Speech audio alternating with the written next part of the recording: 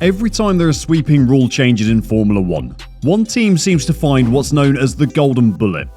An innovation that pushes the ability of the car to the next level and leaves their competitors in the dust. This time though, it might be a silver arrow rather than a golden bullet, as the Mercedes W13 has a hidden weapon.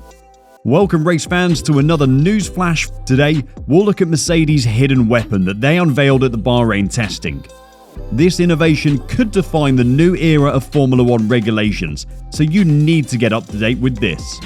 Bahrain testing on the 10th to the 12th of March is the second chance to look at some of the most revolutionary cars in F1 history. The 2022 regulations, originally slated to arrive in 2021, were delayed by COVID-19. They had one aim: to allow closer racing and consequently more overtaking and excitement for the fans. Changes are vast, but a quick summary is that the ground effect floors are back, the front and rear rings have had a big redesign, and the cars are going to be racing on 18-inch wheels instead of the old 13-inch ones. The first full-sized show car was revealed in July of 2021. It was strikingly modern and incredibly good looking. The sharp angles of the hybrid era melted away into smooth curves, a change seen most in the beautiful arched rear wing of the new car. The teams had known about the regulation changes for a few years by this time, but this was the first car the public saw. In the lead up to the first pre-season shakedown in Barcelona, the teams revealed their cars in an agreed schedule. Speculation was rife as each car was revealed, and the media tried to pick apart each car to see who had been the cleverest with their design. The Haas car got a lot of attention from day one, in part due to the fact that everyone knew they'd done zero development on their 2021 car, completely focusing on the 2022 model. It was the most complex of the cars, plenty of little features and nuances that showed they were maybe further down the design road than other teams. A surprise to many was that the Mercedes car didn't really have anything that made it stand out from the crowd. When a team wins 8 Constructors' Championships in a row, it rightly gets a reputation as a design and engineering powerhouse. But in Barcelona, we were presented with a Mercedes car that didn't really have anything about it. It was obviously fast, but definitely nothing special. Then the rumours began. Every team knew that they were going to be going to Bahrain with some modifications. Helmut Marko said as much in the days leading up to the second test. Everyone will fly to Bahrain with new parts. In the first few races, everyone will be full of energy. While everyone else came with new parts, it looked like Mercedes had forgotten parts instead.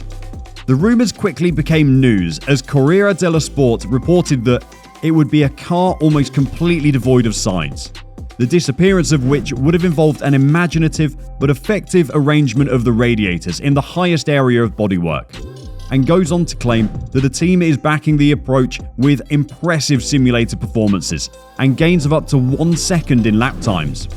That 1 second a lap over a 70-lap race translates into finishing the race about a lap ahead of many cars on the grid. If you like what you've seen in this video so far and want to keep up to date with all the goings on in the Formula 1 paddock, then make sure to hit the subscribe button and notification bell to be informed every time we release a new video.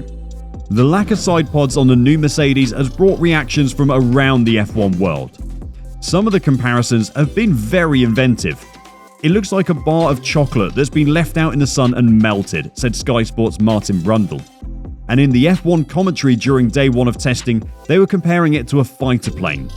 The design is completely unlike anything ever seen in F1, and that definitely isn't a bad thing. Side pods are used in F1 to guide air inside cars to provide cooling for the engine. You would think that Mercedes' lack of side pods would reduce the amount of cooling the engine receives, but Mercedes' bold side pod design actually maximizes that effect, and it should also help aerodynamics.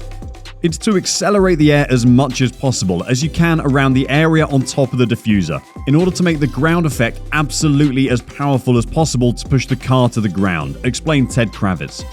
The obvious question being asked is whether the design was legal or not.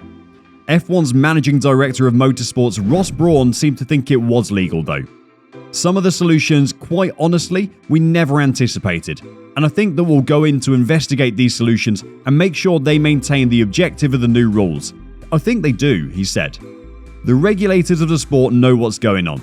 I think they're okay with it so far, but a team may come in and raise an objection that the FIA hadn't considered, and then you have a problem.